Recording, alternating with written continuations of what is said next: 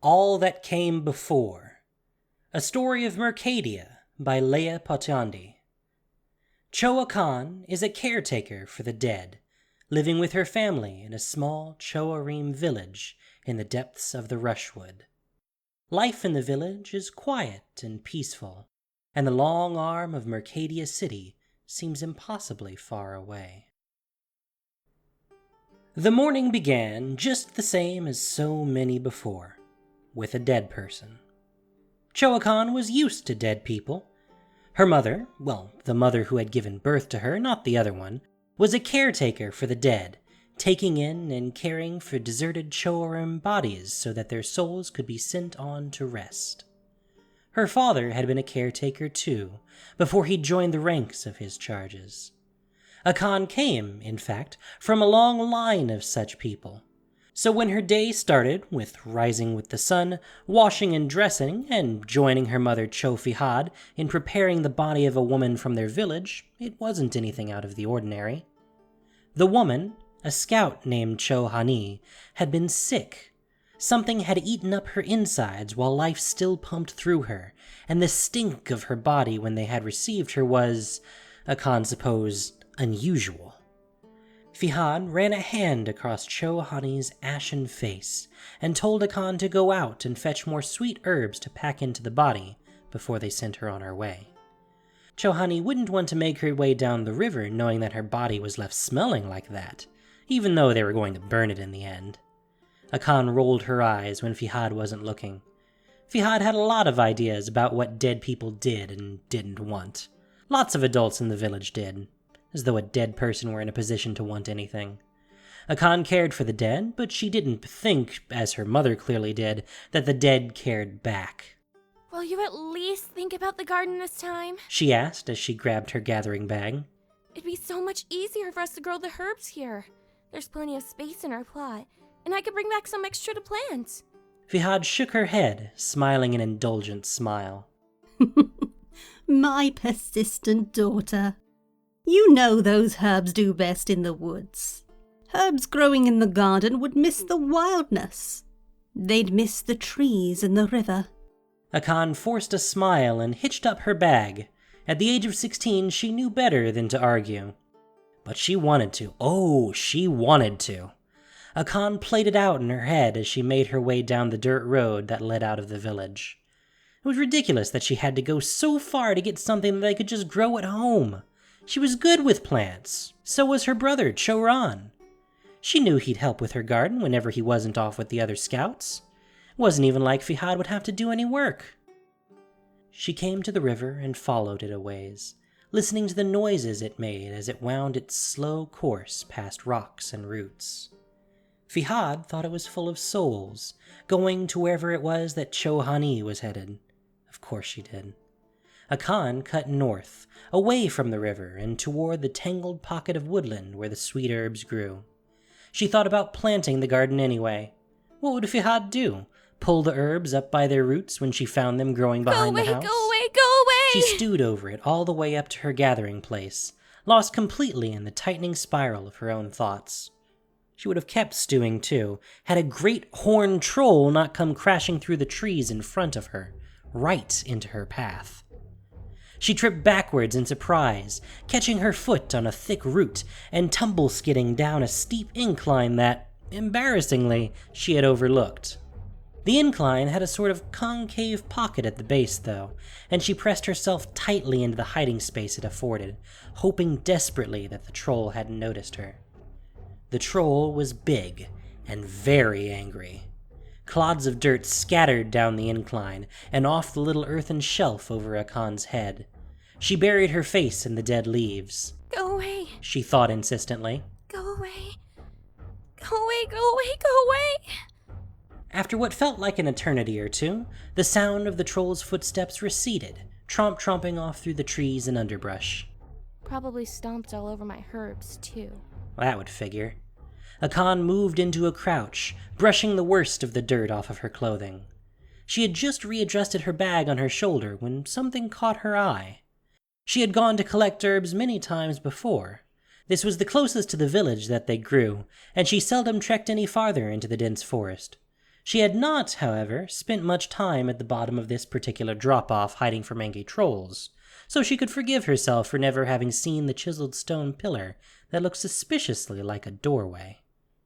The pillar was barely taller than she was, covered over with thick, creeping vines. And beyond it... She was pulling the vines away before she quite realized what she was doing. Her efforts revealed more crumbling stones, fitted together imperfectly and accented with carved scribbles that she presumed were some sort of writing. This was a doorway, all right. A doorway with a wall fitted right over it. Unbearably curious, she pulled stone after stone away until the opening was wide enough to allow her to squeeze through. Inside was a dry mustiness, barely stirred by the currents of air passing through the newly unsealed door. Akan felt her way along a passage, fingers brushing against crumbling dirt. Soon, the dim light from the door disappeared altogether. She wished she had something to light her way, but it was too late to go back. She was committed. The passage abruptly opened into a small room. She could feel the walls drop away, the space opening around her into even deeper shadow. And there, in the middle of the room, she could make out a shape, standing out just slightly against the dark, like a plinth, and something on top of it. A body? Akan crept closer. An old body, she realized. An unbelievably old body, wrapped up in a desiccated sheet. And what was all that over its face? It seemed to be giving off a barely perceptible light. Akan crept closer, reaching out gingerly with her hands. A glowing mass erupted around her probing fingers. She jumped backwards, heart pounding against her rib cage. Moths, she realized. A flurry of softly glowing moths, rising out of the object beneath her hands.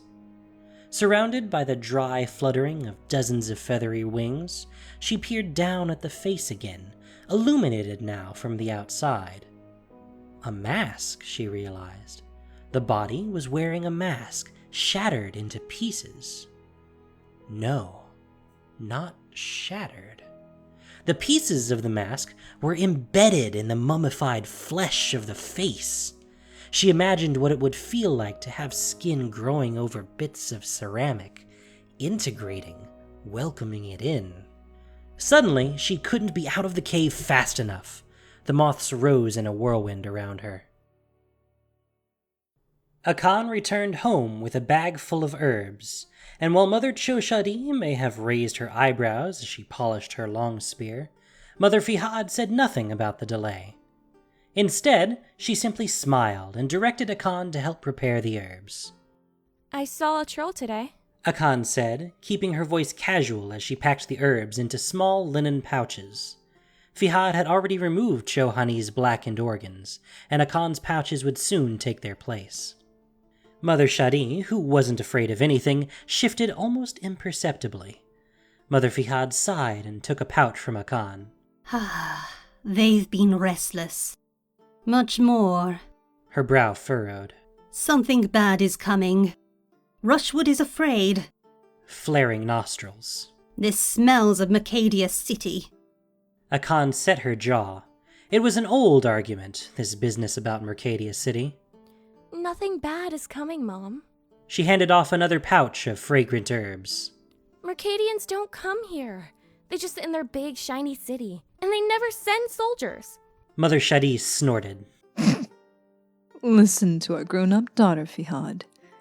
So knowledgeable in matters of empire. So sure that that big polished cage does not move. Akan felt her jaw tighten. City folk like their cities, and cities do not move. Mercadia won't come, and neither will anything else. If anything, you should worry about making me walk so far to collect herbs when there's perfectly good land out back.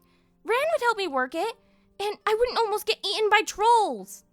Fihad smiled the shadow smile that meant she was thinking of Akan's father, reminded by something in Akan's voice or face or movement. Maybe that was why she'd chosen Shadi after her husband was 6 years in the river. Rough Shadi, quick with a spear, spare with her words, as different from Akan's father as a jaguar from a lamb. Akan, feeling the prickly discomfort that she felt every time she saw that smile, found herself blurting out, I found a dead person too. Fihad looked up from Cho-Akhan, concerned. Not someone from the village. Is the sickness spreading? Akan shook her head quickly. No, not anything like that. Someone dead a long time, hidden in the cave. She had a mask! And here she raised her hands to her face for emphasis. Built right into her face. Fihad's eyes sharpened. Sounds like you found one of our old shamans. Not many left. Rushwood tends to swallow them down. Akan raised an eyebrow. Shamans? Shamans just read the harvest and bless the hunt. Read nice words when people die. That sort of thing. They don't push ceramic pieces into their skin. Maybe not our shamans. But my mother used to tell me stories. She told me that a long time ago, our ancestors honored their people with masks. Not just their own ancestors, but the people who were alive too. Their parents, and siblings, and children who shared their table. She looked down at Cho-Akhan, waiting to be stitched and swathed. The living, along with the dead. Akan passed fine bone needles to her mother, sharp enough to pass clear through a finger before you could even feel it. Living and dead. Got it. She didn't want to seem interested. Fihad always took that as an invitation to pull her down into ramblings about old mysticism and old rivers carrying old souls. But she was interested, and that was almost more annoying by itself than any of the stuff that Fihad believed in. Fihad took the proffered needles from her daughter and threaded one, bending to the task of putting Cho-Akhan's body back together. It sounds strange, doesn't it? But those shamans, they made their masks of all different pieces. Like a puzzle or a mosaic, each piece was meant to represent or channel a different aspect of their people. Kind of like a picture of who they were and what they could do. There's great power in that sort of togetherness. It's a shame what we've forgotten. A picture? Sure. Akan made a show of shaking her head, completing her work in silence. But deep down inside, she felt a little thrill. Long hours had passed since Cho-Akhan's body was brought to the river, resting on a bier of fragrant cedar and wrapped in the colors of mourning. Their shaman, their normal shaman with his normal face, had said his words over the body, while Mother Fihad shielded her eyes. She said that caretakers were supposed to cover their eyes so that the soul could slip from the body and into the river without everybody watching. And Akan had made the gesture too, without really meaning it. She'd been doing it ever since she was little. The river was peaceful and beautiful, a good place for a funeral. What it wasn't was some magical soul road. Cho-Akhan was gone. End of story. Now it was dark, and a heavy summer rain pounded against the roof. Over the rain, she could hear Ron snoring heavily on the other side of the cloth wall that divided them. Her older brother had returned home from ranging just after Cho-Akhan's body had been burned down to ashes and scattered into the river. Unsurprisingly to Akan, he carried no news of encroaching Mercadian soldiers or city-built war engines, though he did have an improbable story about a bear attack that made Mother Shadi snort and cuff him across the back of his head. Judging by his snores, he would sleep deep and wake early, ready to be up and moving. He'd even agreed to help her with her herb garden, offering a conspiratorial wink when Mother Fihad wasn't looking. It would be a good day. The night noises should have lulled her off to sleep, but instead they pried her senses open. She kept thinking about the dead shaman woman and her dead shaman picture mask, covered up and forgotten in that crumbling dirt room. At least she's got weird moths to remember her. Give her a light to sleep by. Before she quite knew what she was doing, Akan was fully dressed and sneaking out the door. trusting the rain and Ron's abundant snores to cover the sound of her passage.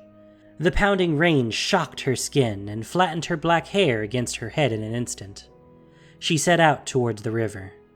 She retraced her steps from the day before, following the curve of the rushing water. The river was running wide and wild, spilling its banks, exulting with the rain. She was just getting ready to peel away into the trees when something stopped her dead in her tracks.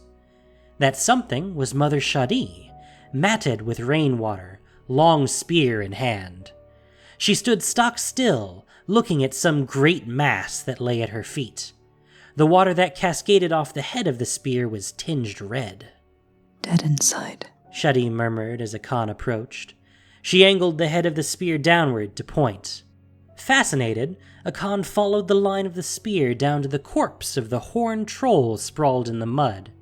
Shadi had slit its belly open, and stinking, blackened innards spilled from the gash. Like Cho-Akhan. The smell of sickness pushed up through the pounding rain. Her gut lurched.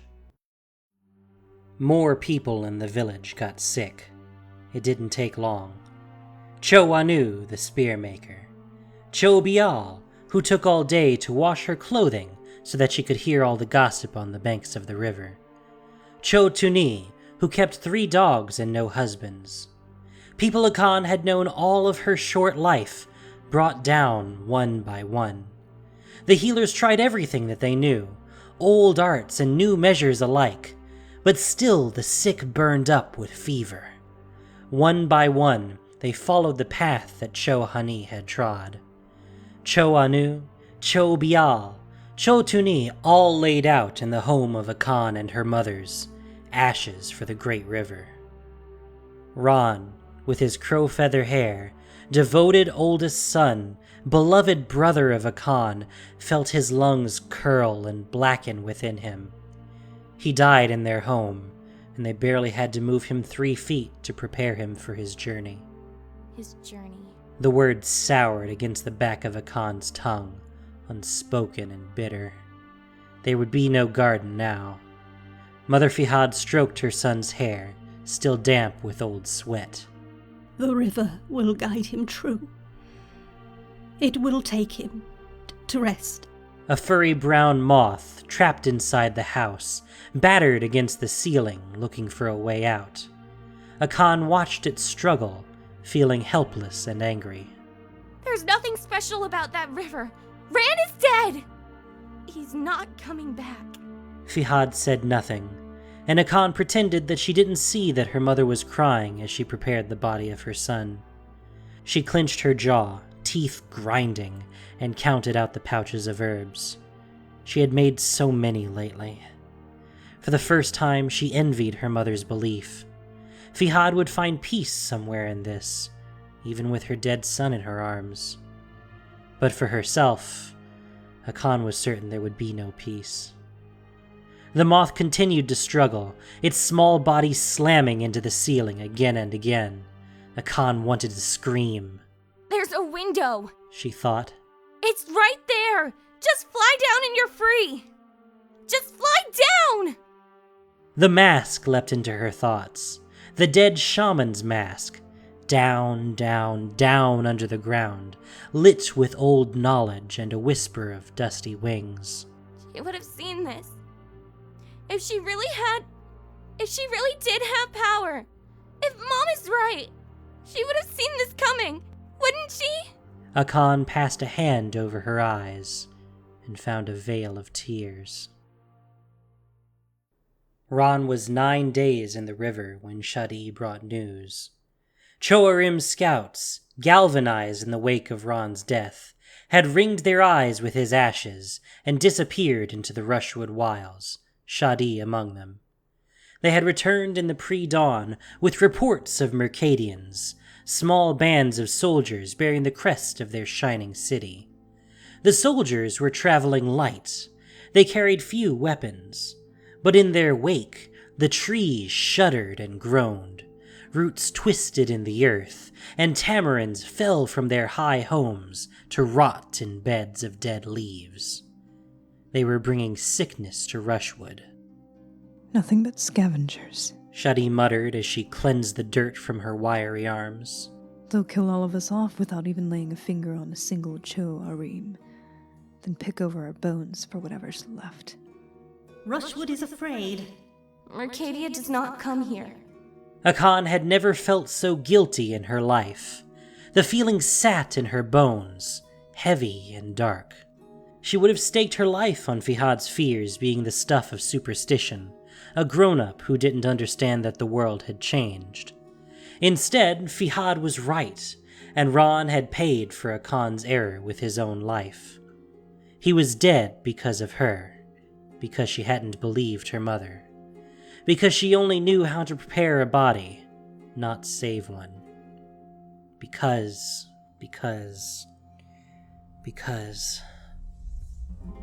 That night, when the moon was high above the canopy, Akan left her house in its parade of dead kinfolk.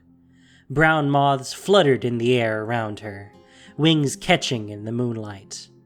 They watched her go.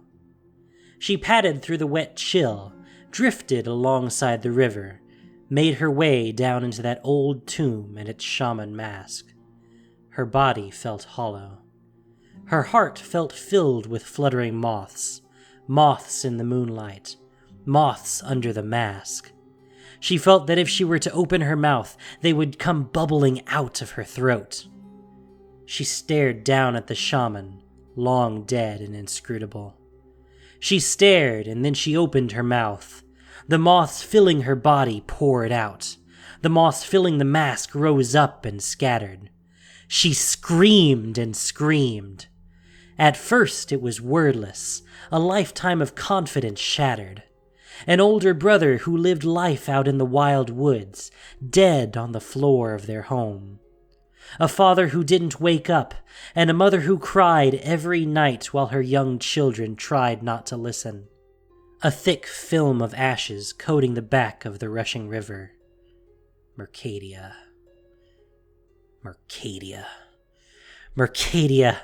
She slumped against the dirt wall, exhausted.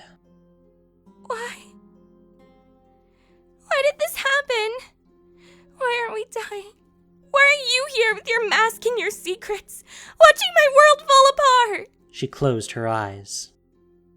The Cho-Arim don't remember, said a voice in her head. They knew once how to be many. But how? She knew that she was falling asleep, speaking to an empty room. It didn't bother her. She had already been wrong about so much. The mask has power. You make it with pieces of your world. You become a reflection of your people. You lose yourself, though. You make yourself into a picture of everyone else. But it covers you. Tears squeezed out through Akan's closed eyelids. It covers you. Got it. She pulled in a shuddering breath.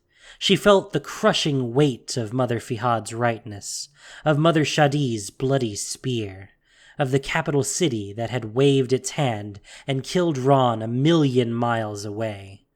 All of those deaths filling up the air with ashes. I don't mind being covered. If it saves my people, I don't mind. I haven't helped my family. I couldn't save my brother.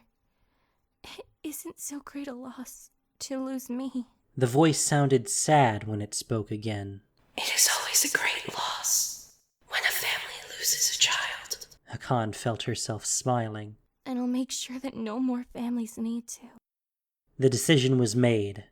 Moths battered the air around her, a rising storm of wings and light. Akan knew that she wouldn't have time to build a mask before the wave of the Empire came crashing down on them. But maybe she wouldn't need to. Her eyes cracked open. She looked to the body. Pain. Akan could feel the blood on her face, cascading from the places where her skin was opened. Under the light of what seemed to be hundreds of soft wings, she had pulled the mask pieces from the dead shaman's face. The shaman hadn't put up much of a fight. Not giving herself the chance to hesitate, Akan had started pushing the dusty ceramic shards into her own face. For Ran. For my mothers. For the Cho-Akhan. The pain cracked her open like ripe fruit. Bloody red flowers bloomed in the cracks of her skin. There was power, too. Surges of it, building behind her teeth and against the insides of her wrists, shuddering in great swaths across the lean muscles of her back. For brief moments as she made her stumbling way back toward her village, she could swear that her feet left the ground behind. For a beat of her heart, she would float, only to snag her foot in the next step and narrowly avoid falling to her knees.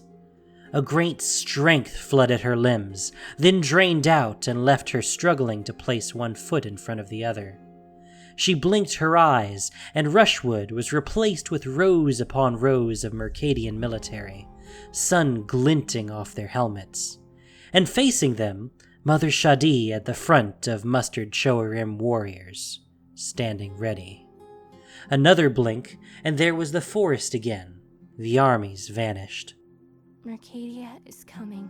She thought through the haze of juddering power. Mercadia is coming. And my mother Shadi will try and drive them back. She needed to reach them. She needed to get to the village and find Shadi, find their warriors. They would need the weapon that she brought. The weapon. With a sickening lurch in her gut, she realized that she wouldn't be in time. She had thought to bring a great weapon, something to throw back the invaders, to show the strength of the Cho-Akhan, but her body and mind were breaking apart under the strain of the dead shaman's mask.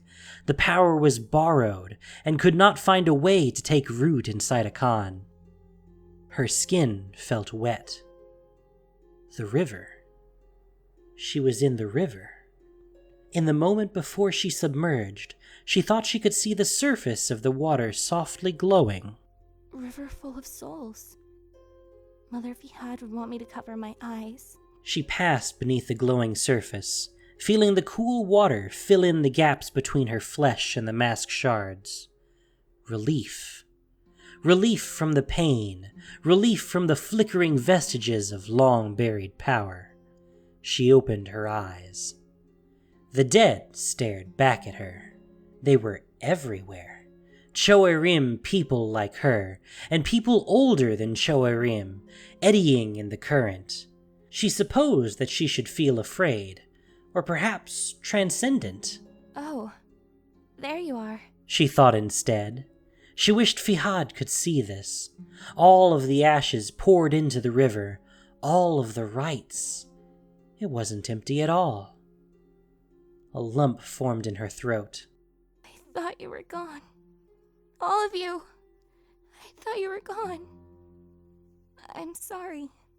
One of the souls reached out and touched Akan's broken skin. A coolness separate from the water suffused her. A piece of ceramic detached from her face and drifted toward the riverbed. No! I need that! More souls brushed against her, knitting her flesh and pushing out the mask. Stop! You can't! The hope for the Cho-Akhan fell away from her in ceramic splinters. She wondered dimly if it was possible to cry underwater. The final piece fell away. The water around her began to hum. The soul closest to her reached out and stroked her face. Ron, she realized. This is Ran. It was like remembering somebody from a long time ago, or looking at them from a great distance. His fingers brushed the tracery of fresh scars, and Akan felt her body flood with light. Where before she had felt uncontrollable bursts and ebbs of unpredictable power, she instead felt a steady pulse connecting her with every soul in the river. They were tied, bound up in each other, travelers on the last long road. A single, perfect picture. Suddenly, Akan felt herself being wrenched upward. The souls around her scattered like a cloud of moths as she burst up through the surface of the river. Somebody was gripping her arm and shouting her name. A face somehow familiar. Mother Shadi, eyes wild with worry, pulling her up onto the riverbank. I know you, said Akan, Her thoughts were sluggish. You're one of my mothers. Listen to this daughter of mine, forgetting my face just because she fell in the river. She had tears in her eyes, and wiped them away with the heel of her hand. Her eyes widened then, and she took in Akan's face for the first time. Akan, what happened? Who did this to you? Akan lifted a hand and touched the skin. Raised patterns greeted her fingertips, circles and whorls of scar tissue. She sat up carefully, pulling away from Shadi's grip, and peered into the river. It no longer seemed to glow, but the scars did. Reflected in the water, they looked just like a mask. She smiled a slow smile and stood. A few moths, skimming the surface of the water, fluttered up and danced around her head. Shadi, did you find her? Fihad appeared around a bend in the river and came running toward them. When she saw Akan's face, she stopped in her tracks, tears in her eyes. Oh, Akan, she said, brushing her daughter's face with her fingertips. Her smile was that sad smile, the one that spoke of Akan's father, and that now spoke also of Ron. I had hoped that we wouldn't lose you too. Akan lifted her arms and enveloped Fihad in a warm embrace. I am Cho-Akhan. She whispered against Fihad's ear. I am Cho-Ran. I am Cho-Hani, Cho-Anu, and Cho-Bial. I am Siat Ammer, interred under the grove. I am you, Cho-Fihad, and I am Cho-Shadi. I am our family. I am the family of our family. Fihad pulled away and stared at the face of her daughter. Her eyes filled with fierce pride and bottomless sorrow. Akan nodded and lifted her head. Strength surged through her limbs. She felt the river in her blood, the forest spreading through the length of her body. A chorus of voices sang in her heart, Cho-Arim and the people who gave birth to the Cho-Arim. An army would fall to her, she knew. Mercadia would behold her and know that she was many voices, a mosaic of all that her people were and all that they could be. Show me our army, she said to Shadi, the woman who had been her mother. The Mercadians were expecting to find a single weakened village, full of sickness and ripe for the taking. They were not expecting to find every Cho-Arim that had ever called Rushwood their home. They were not expecting a fight. Won't they be surprised?